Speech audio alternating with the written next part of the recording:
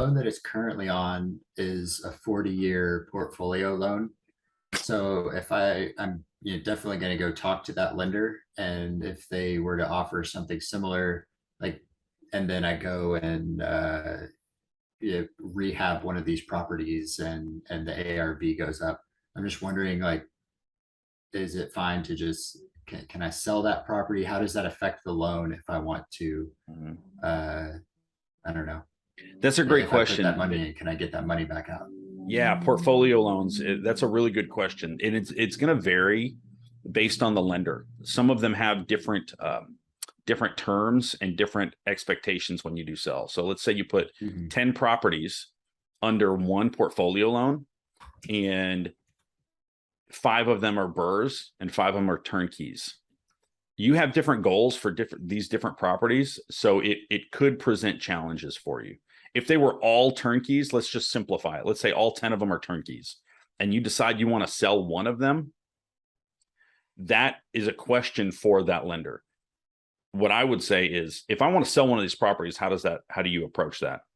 Generally, what they'll do and this is common, but not everybody's going to do this, is they will take the amount that you're selling that property and the amount of the portfolio loan, and they'll essentially do a weighted average, if you will. So if your loan is 10 doors at $100,000 loan each, then you would have to pay off $100,000 of the loan for that one property.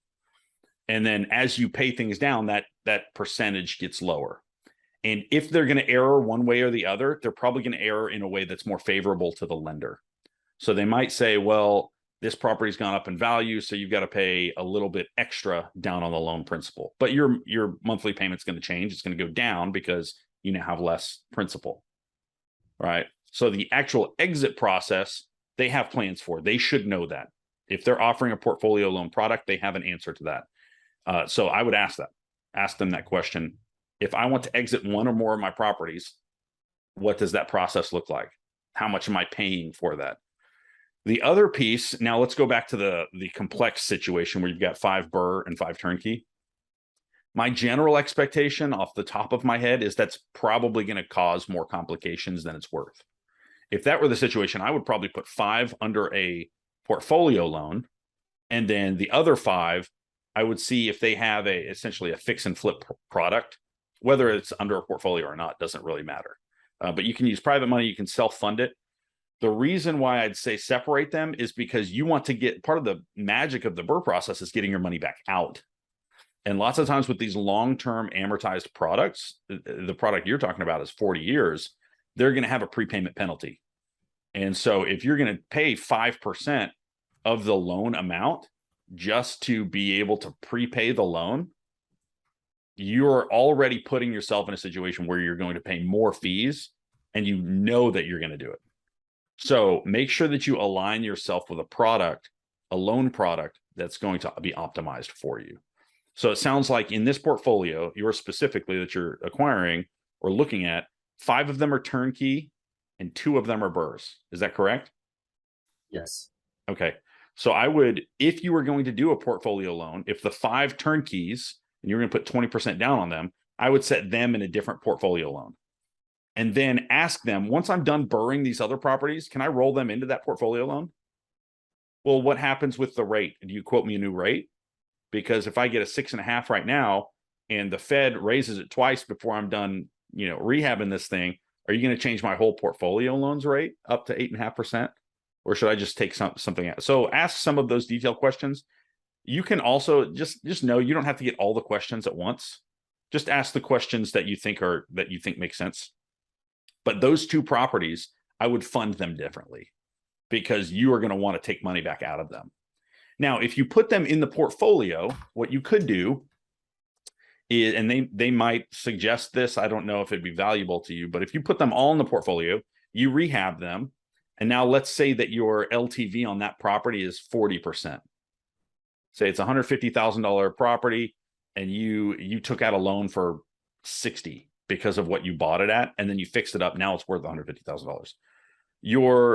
That loan is now safer for the portfolio loan for the lender, because their exposure has decreased. So if the total of this portfolio loan is $1 million loan, now you've got less liability relative to the assets. So it's all, let's say it's a 60% loan to value as the whole portfolio relative to the actual assets. So they're safer now. So you might ask, could I pull out a line of credit on the equity in those properties? If I did put them all under a portfolio loan, and now I've got more equity, I'm at the 60% LTV, would you guys give me a line of credit on the other 20%, between 60% LTV and 80% LTV, which is probably their max? That would be another way to pull that money out. Okay. But it is important to know that these 7 properties are being that they have different goals, and usually that correlates with different financing mechanisms. Your turnkeys are one and your burrs are another. So it might even help for you to separate those in your brain as these are one strategy. These 5 are going to look very similar. These 2 are going to look very similar. Hey, thanks for watching. If this was helpful to you and you want to keep learning the most productive insider secrets about real estate investing, subscribe here. If you're ready to start building your cash flowing portfolio and do what I did, build a multi-million-dollar portfolio in 18 months so that you can quit the rat race 9 to 5 in less than 3 years, and you want someone to walk you through the entire process step by step so that you can move faster with less risk, be protected from risk, then click here to learn how I work with people. And I will show you how I help people get their first cash flowing rental in 90 days.